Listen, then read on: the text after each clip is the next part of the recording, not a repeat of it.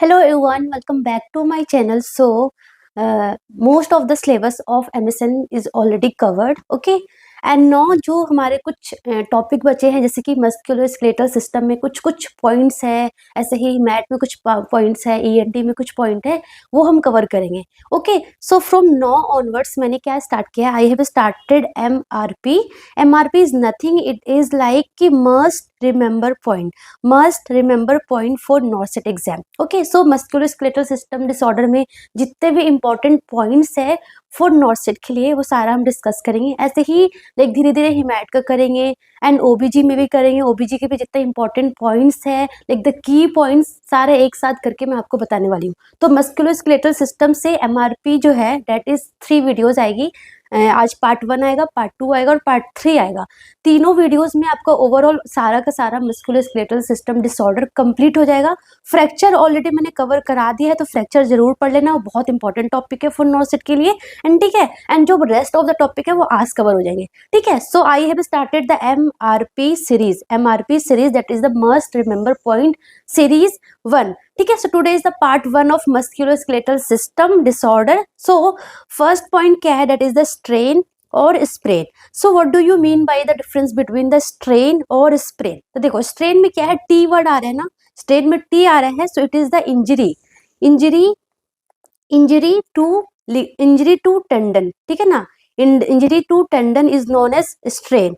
और स्प्रेन का मतलब क्या होता है, इंजरी टू लिगामेंट. ठीक है ना, so that is known as sprain. So strain और स्प्रेन में आपको कंफ्यूज नहीं होना है. जहाँ पे टी आ जाएगा वहां पे टेंडन की इंजरी हो जाएगी, एंड जहाँ पे स्प्रेन आएगा वो लिगामेंट की इंजरी होगी. टेंडन क्या होता है, जो बोन और मसल को कनेक्ट करता है ना, बोन मसल को कनेक्ट करता है, उसको हम टेंडन बोलते हैं. लिगामेंट क्या होता है, जो बोन को कनेक्ट करता है, उसको हम लिगामेंट बोलते हैं. ठीक है, that is the difference, you should know. उसके बाद अगर स्ट्रेन या फिर स्प्रेन हो तो उसका मैनेजमेंट क्या होता है, इसका मैनेजमेंट होता है राइस का मतलब क्या होता है, आर का मतलब है रेस्ट का मतलब जहाँ पे इंजरी हुई है, जहाँ पे स्प्रेन हुआ है, उस पार्ट को हम इमोबिलाइज्ड करेंगे. क्या करेंगे, हम इमोबिलाइज्ड करेंगे, रेस्ट देंगे, मूवमेंट हम अवॉइड करेंगे. So that is the rest. Ice में क्या होगा कि हम वहां पे हम आइस लगाएंगे to reduce the swelling and pain. हम 15 to 20 मिनट्स तक हम वहां पे आइस अप्लाई करेंगे. That is the I. Rest करेंगे, आइस करेंगे, and C is the compression. So compression में हम बेसिकली वहां पे हम बैंडेज लगाते हैं to reduce the swelling, to reduce like movement को हम लिमिट करने के लिए हम वहां पे कंप्रेशन करते हैं, बैंडेज लगाते हैं. सो टाइप ऑफ बैंडेज हम आगे पढ़ेंगे, जो कि ऑल्सो इंपॉर्टेंट है फॉर नॉर्सेट के लिए. बहुत बार एग्जाम में वहां से एमसीक्यू आ रखा है. ठीक है, उसके बाद ई इज द एलिवेशन मतलब कि जिस पार्ट में स्प्रेन या स्ट्रेन हुआ है, उस पार्ट को हम एलिवेट करेंगे अबव द हार्ट लेवल. ठीक है ना, so that is the elevation. So आपको ये राइस थेरेपी जस्ट याद करना है for sprain and strain management. Rest, ice, compression and elevation. याद हो गया, बहुत सिंपल था. Strain tendon injuries and sprain is the ligament injury. ठीक है, and one more important thing is कि अगर फ्रैक्चर होता है तो फ्रैक्चर का कन्फर्मेटरी डायग्नोसिस क्या होता है, फ्रैक्चर का कन्फर्मेटरी डायग्नोसिस होता है एक्सरे. क्या होता है, X ray is the confirmatory diagnosis for fracture. ठीक है, सो ये आपको कुछ पॉइंट्स याद करनी है.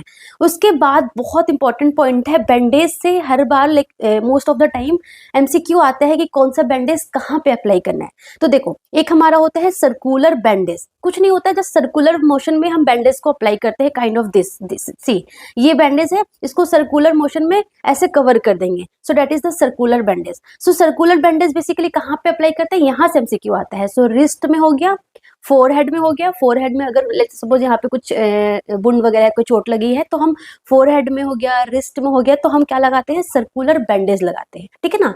ऐसे ही स्पाइरल या फिर रिवर्स स्पाइरल होता है, वो भी काइंड ऑफ ऐसे सर्कुलर मोशन में ही होता है, बट टू थर्ड पार्ट जो है हम क्या करते हैं, कवर करते हैं, ओवरलैप करते हैं. सो दैट इज द स्पाइरल, और उसका उल्टा रिवर्स स्पाइरल होता है.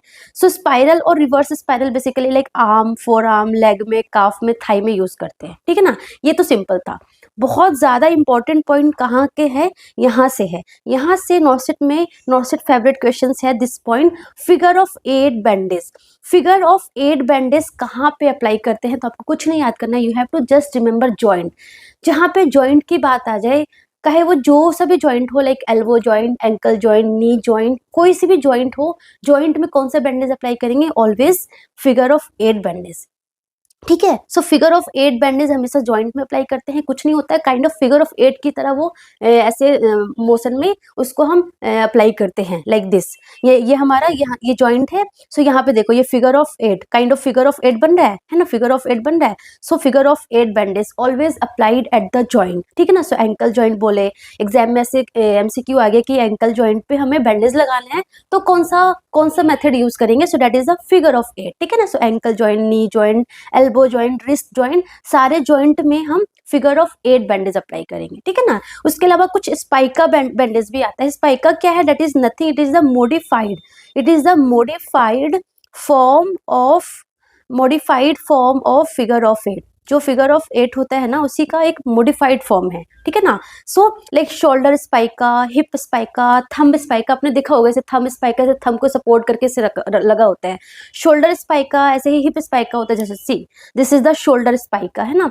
ये पूरा इस पार्ट को पूरा कवर किया है, so that is the shoulder spica हो गया। ऐसे ही हिप स्पाइका भी होता है, ऐसे ही थंब स्पाइका भी होता है ना। So spica is nothing, it is the modified form of figure of 8। तो ये आपको बैंडेज से कुछ सवाल याद करने हैं। This is very very important, this figure of 8 तो बहुत ज्यादा इंपॉर्टेंट है, तो ये तो आपको याद करना ही करना है, ठीक है।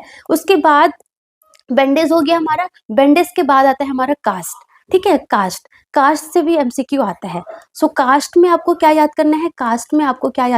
कास्ट बेसिकली या तो ये प्लास्टर ऑफ पेरिस का बना होता है। बेसिकली कास्ट को हम ऐसे सर्कमफेरेंशियल में लाइक पूरा का पूरा कवर होता है। सी ये पूरा का पूरा पार्ट कवर है ना, सर्कमफेरेंशियल में पूरा कवर है, so that is the cast हमारा दो तरीके का होता है, या तो प्लास्टर ऑफ पेरिस होगा, या फिर फाइबर ग्लास का बना होता है। ये फाइबर ग्लास का बना होता है, ठीक है ना। सो ये हमारा प्लास्टर ऑफ पेरिस है और ये हमारा फाइबर ग्लास है, ठीक है ना। सो प्लास्टर ऑफ पेरिस का फॉर्मूला पूछ लेते हैं। इसका फॉर्मूला होता है हमारा CaSO4.12H2O, है ना। सो ये फॉर्मूला आप याद करना, CaSO4.12H2O, that is the plaster of Paris. So ये अप्लाई करते हैं, एंड ये अप्लाई करने के बाद कुछ इंपॉर्टेंट पॉइंट आपको याद करने जहां से MCQ एग्जाम में बनता है, दैट इज कि अगर किसी पेशेंट को कास्ट लगा हुआ है तो क्या क्या आपको मॉनिटर करना है, क्या क्या मैनेज करना है, ठीक है ना। सो सबसे पहले फर्स्ट पॉइंट इज दैट कि जस्ट लेट्स सपोज इस एक्सट्रीमिटीज में लगी है, तो इस एक्सट्रीमिटीज को हल्का सा एलिवेट करके रखना है, कभी भी ऐसे डाउन नहीं रखना है, हल्का सा एलिवेट करके रखना है। सो उस एक्सट्रीमिटीज को एलिवेट करके रखना है, first point you have to remember. Second की जब हम कास्ट अप्लाई करते हैं ना, तो जब तक वो ड्राई ना हो जाए उसको प्रॉपर अच्छे से सपोर्ट करके रखना है, अदरवाइज वो डैमेज हो सकता है ना। So protect the cast from damage until dry, ठीक है ना। एंड ड्राई करने के लिए हम हेयर ड्रायर भी यूज कर सकते हैं। वेरी इंपॉर्टेंट पॉइंट कि जो कास्ट है उसको हम ड्राई करने के लिए हेयर ड्रायर हम यूज कर सकते हैं। कूल मतलब फैन काइंड ऑफ होता है ना, वो हम यूज कर सकते हैं। ऐसा नहीं कि हम ऐसे ड्राई नहीं कर सकते, ड्राई कर सकते हैं, ठीक है ना। एंड यहाँ पे this is very very important point कि कभी भी जो कास्ट जिस लिम्ब में कास्ट अप्लाई है उसको कभी भी ऐसे फिंगर से नहीं वो हैंड करना है, हमेशा पाम से हैंड करना है, ठीक है ना। So handle with palm of hand, don't use finger for moving of casted extremities.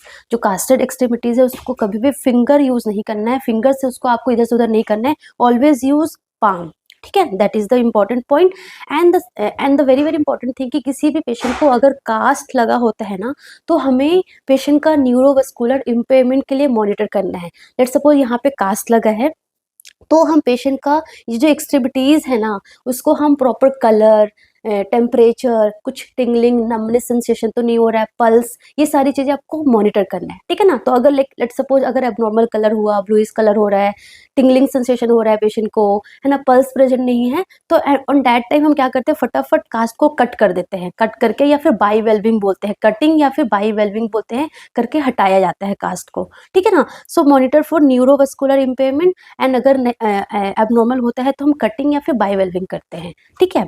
And also monitor for infection, है ना। सो इन्फेक्शन के लिए मॉनिटर करते हैं। इन्फेक्शन का पता कैसे चलेगा? टेम्परेचर इंक्रीज हो जाएगा, वहां पे हॉट स्पॉट बन जाएंगे, वहां से कास्ट से वहां से फॉल, ऑर्डर, स्मेल आएगा, है ना। सो ये सारा इन्फेक्शन का साइन है, ठीक है। सो ये सारी चीजें आपको मॉनिटर करते रहना है। ठीक है। उसके बाद जैसे कि यहाँ पे कास्ट लगा है तो हम पेशेंट को बोलेंगे कि आपको फिंगर को, थंब को मूवमेंट करना है, ऐसे रिजिड नहीं रखना है, मूवमेंट करते रहना है, ठीक है ना। सो लाइक कॉन्ट्रैक्ट रिलैक्स करते रहना है, हाथ को कॉन्ट्रैक्ट रिलैक्स करते रहना है, ऊपर नीचे नहीं करना है, बट आइसोमेट्रिक एक्सरसाइज करना है, लाइक कॉन्ट्रैक्शन हो गया, रिलैक्सेशन हो गया, थंब फिंगर को हल्का हल्का मूव कर लिया। सो ये मूवमेंट जो है हमें पेशेंट को एजुकेट करने के आपको करने हैं, ठीक है ना। So movement of thumb and finger, isometric exercises, ये सारी चीजें अलाउ है ना, पेशेंट को करने के लिए बोलना है, ठीक है। ये न्यूरोवस्कुलर इम्पेयरमेंट के लिए आपको मॉनिटर करते रहना है, आपको इन्फेक्शन के लिए मॉनिटर करते रहना है। सो ये कुछ चीजें इंपॉर्टेंट था जिस पेशेंट को कास्ट लगा है, ठीक है। उसके बाद आता है स्प्लिंट। स्प्लिंट क्या है, कास्ट में आपने देख लिया फाइबर ग्लास या फिर प्लास्टर ऑफ पेरिस का होता है। ये स्प्लिंट भी काइंड ऑफ सपोर्ट ही देता है, फॉर शॉर्ट टर्म के लिए होता है बेसिकली, कास्ट थोड़ा लॉन्ग टर्म के लिए होता है, ठीक है ना। सो कि हमारा स्प्लिंट होता है, जस्ट आपको एक इमेज आपको पता होना चाहिए कि कास्ट और स्प्लिंट में क्या डिफरेंस होता है, ठीक है ना, ये हो गया। उसके बाद वेरी वेरी इंपॉर्टेंट, और यहाँ पे लोग बहुत कंफ्यूज रहते हैं, इमेज बेस यहाँ से एमसीक्यू बेसिकली आता है, that is the traction. So traction से आता है। सो ट्रैक्शन का मतलब क्या होता है, ट्रैक्शन, सो ट्रैक्शन सुन के समझ में आ रहा है कुछ फोर्स लगाया जाएगा, है ना। सो ट्रैक्शन क्या है, traction is the pulling force in opposite direction, है ना, दैट इज द ट्रैक्शन, है ना। जैसे कि ये लेट सपोज यहाँ पे फ्रैक्चर है, सो एक पुलिंग फोर्स लगाया जा रहा है इन द अपोजिट डायरेक्शन में, दैट इज द ट्रैक्शन, है ना। सो ट्रैक्शन होता है कि पुलिंग फोर्स लगाया जाता है इन द अपोजिट डायरेक्शन। तो वो जो पुलिंग फोर्स है वो तो स्किन पे लगा सकते हैं या फिर डायरेक्टली बोन पर लगा सकते हैं। बेसिकली स्ट्रेन मतलब बेसिकली जो इंजरीज होती है ना, स्पैजम होती है या फिर फ्रैक्चर होता है तो हम ट्रैक्शन भी लगाते हैं। तो वो जो ट्रैक्शन है, जो पुलिंग फोर्स है, वो डायरेक्टली स्किन के थ्रू लगा सकते हैं या फिर डायरेक्टली बोन पे लगा सकते हैं, है ना। सो उसी के अकॉर्डिंग स्किन ट्रैक्शन भी होता है, और हमारा दूसरा हमारा कौन सा ट्रैक्शन होता है, स्केलेटल ट्रैक्शन भी होता है, ठीक है ना। स्किन ट्रैक्शन हो सकता है या फिर स्केलेटल ट्रैक्शन होता है। स्किन ट्रैक्शन में क्या होता है कि जो पुलिंग फोर्स जो अप्लाई करेंगे वो डायरेक्टली स्किन पे करेंगे थ्रू एडहेसिव टेप्स, मतलब कि कुछ एडहेसिव हो गया, है ना, कुछ काइंड ऑफ बूट हो गया, उसके थ्रू स्किन पर हम पुलिंग फोर्स अप्लाई कर रहे हैं, है ना, इन अपोजिट डायरेक्शन में। स्केलेटल में क्या है कि हम डायरेक्टली बोन से पर हम ट्रैक्शन पुलिंग फोर्स अप्लाई कर रहे हैं with the help of pin, क्योंकि बोन्स तो अंदर है ना, तो पिन के थ्रू, वायर्स के थ्रू, स्क्रू के थ्रू हम अंदर इंसर्ट करके पुलिंग फोर्स जो एक फोर्स अप्लाई कर रहे हैं, ठीक है ना। सो स्किन ट्रैक्शन का नाम पता होना चाहिए और इसका इमेज पता होना चाहिए, और कौन सा कहाँ पे यूज होता है ये चीजें पता होना चाहिए। तो ट्रैक्शन आपको समझ में आ गया। ट्रैक्शन दो तरीके का होता है, स्किन और स्केलेटल। कुछ भी नहीं है, स्किन मतलब डायरेक्टली स्किन के ऊपर प्रेशर लगेगा, फोर्स लगेगा, और स्केलेटल में डायरेक्टली बोन पे लगेगा, ठीक है ना। स्किन ट्रैक्शन का एग्जांपल क्या क्या है, Buck's traction, Bryant traction, Russell's traction, pelvic traction, Dunlop and cervical traction. बहुत सिंपल, अभी के भी याद हो जाएगा। बग्स ट्रैक्शन क्या है, this is the bugs traction.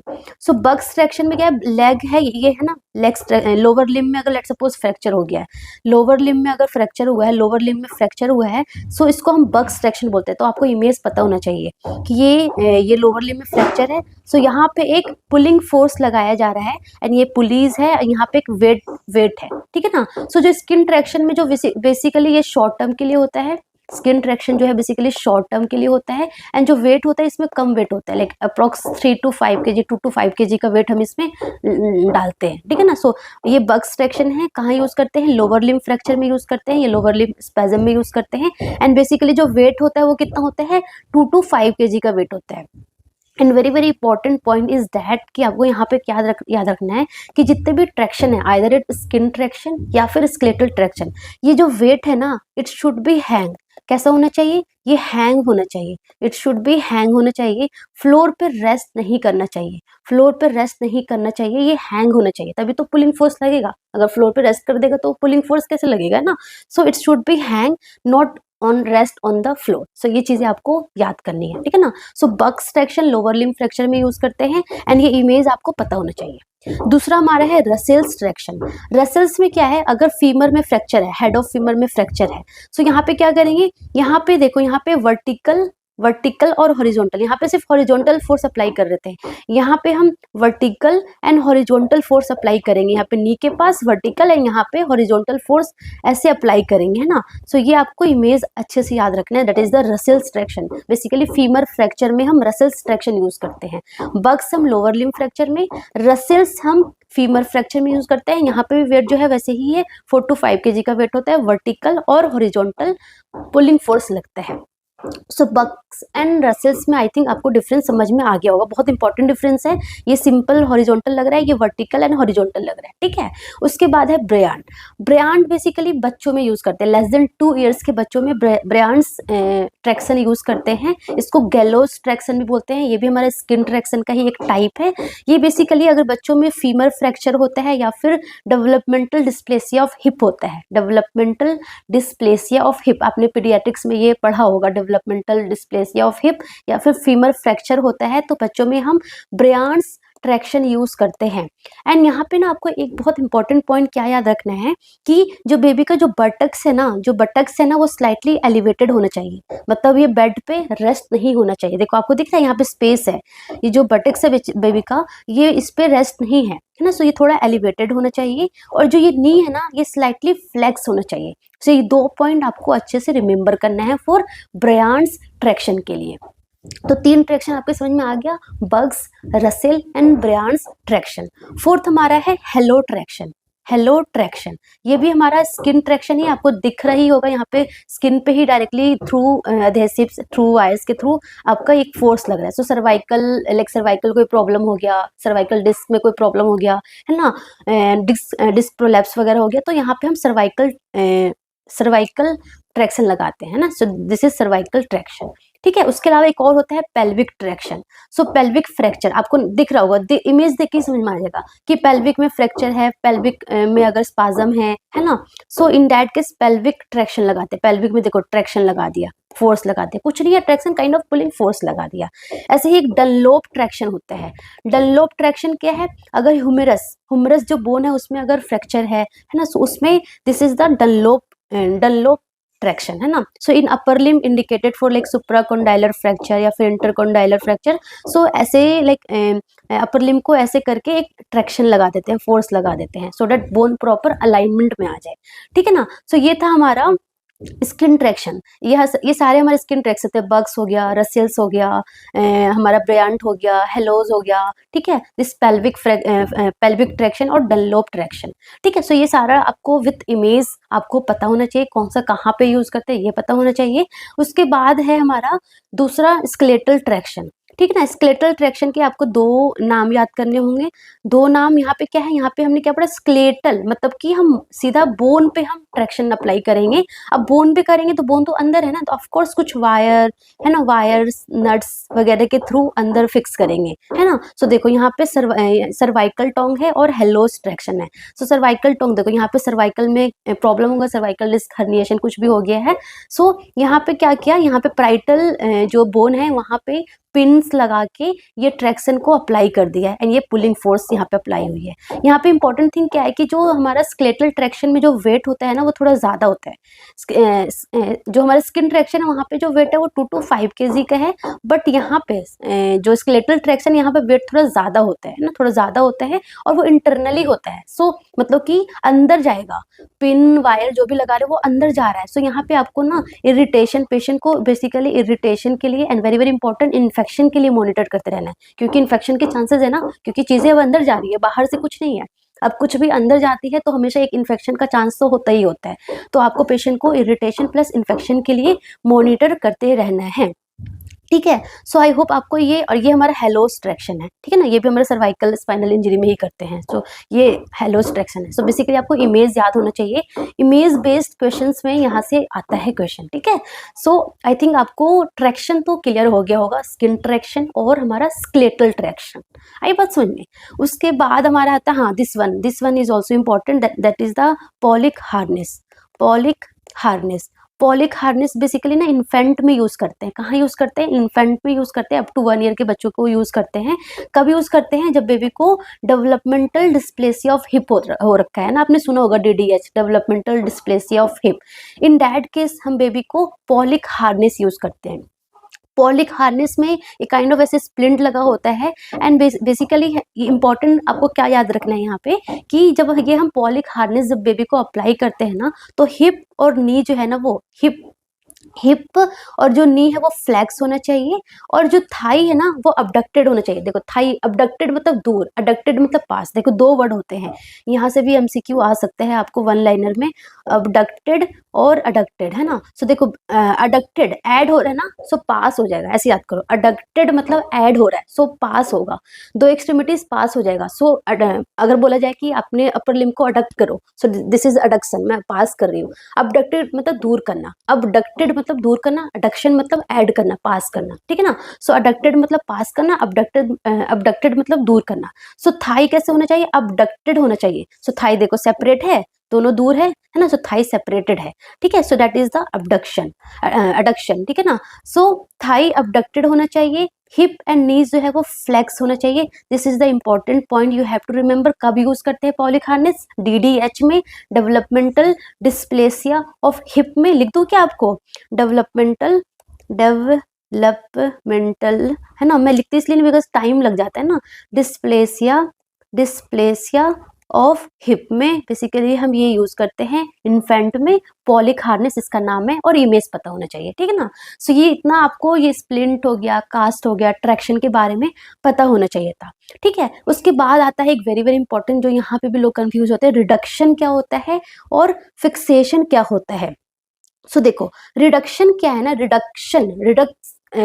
Reduce कर देना।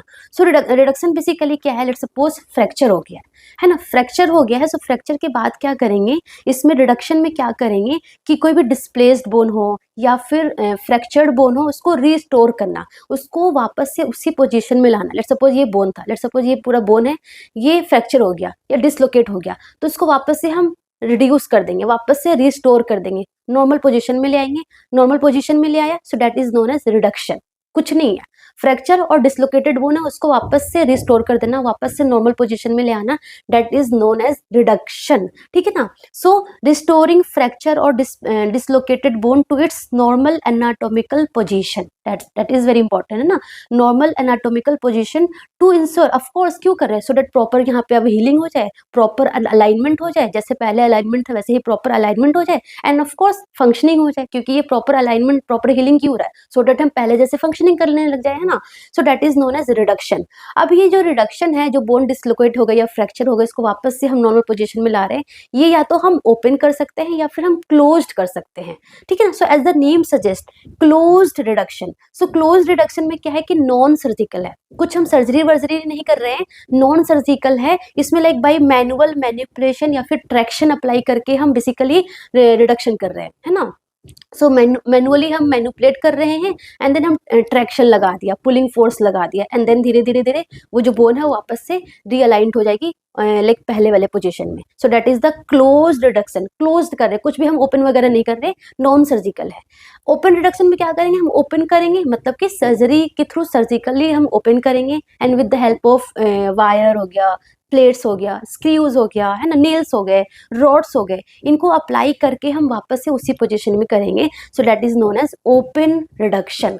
तो आई थिंक आपको ये बातें समझ में आ गई कि रिडक्शन का मतलब क्या होता है। रिडक्शन मतलब वापस से रिस्टोर करना normal position, normal anatomical position. ये हम क्लोज कर सकते हैं, बाहर से ट्रैक्शन अप्लाई करके कर सकते हैं, या फिर हम ओपन कर सकते हैं, सर्जिकली हम नट्स स्क्रू वगैरह कुछ लगा के हम उसी पोजीशन में कर सकते हैं, ठीक है ना। So that is the reduction.